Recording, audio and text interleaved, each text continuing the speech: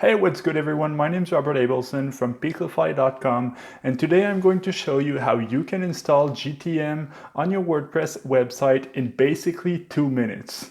Let's get into it. To start, you'll need two things. You'll need a GTM account and a WordPress website. If you don't have a GTM account yet, you can create one by searching GTM in Google or by going to tagmanager.google.com and create your own. Once in GTM, if it's your first time, you'll need to sign up. And if you're already signed up, you'll have an account here, or maybe a couple if you've already have multiple accounts. In my case, I got a test account here to show you how it works. Once in one of your accounts, you can create a container, which will link directly to your website. So to create a container, you just give it a container name. In my case, I'll be using shop.piclify.com, which is my test website.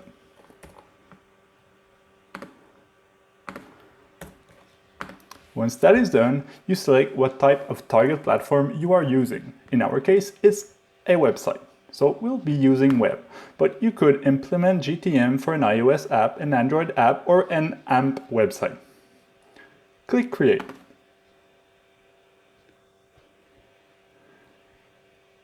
Here is the code that we should be using if we were doing a custom integration with a developer. In our case, the only thing we need is the code here.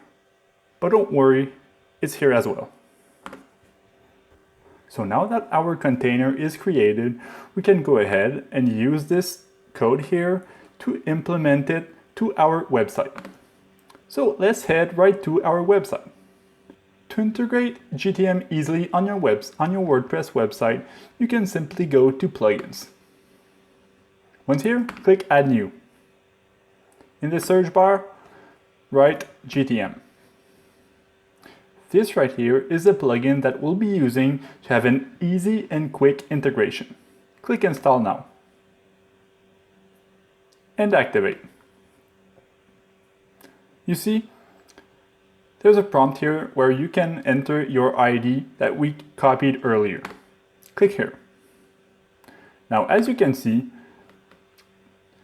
your GTM ID here is what they're asking. So you can just copy and paste it and save. So you might have noticed that this container code placement, the one that's selected by default, is actually not recommended by Google. I usually use codeless injection, but it depends on the theme that your website will be using. So in our case, we'll leave it on footer for now. Now we need to publish our new container and put it live. Go back in Google Tag Manager and press Submit.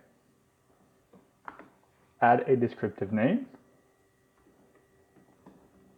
In my case, I added the GTM code.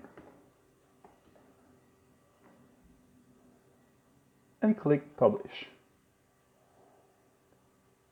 Now, GTM should be hooked up to your new website.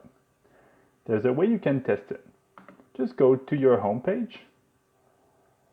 And if you're using Chrome, you can use a Chrome extension that is actually the official Google extension to test if your Tag Manager's account is hooked up correctly. In my case, I've got it here. So you can search for Tag Assistant by Google in Google to get this extension. Let's do this. Tag Assistant by Google. And here it is. So you can simply install it here.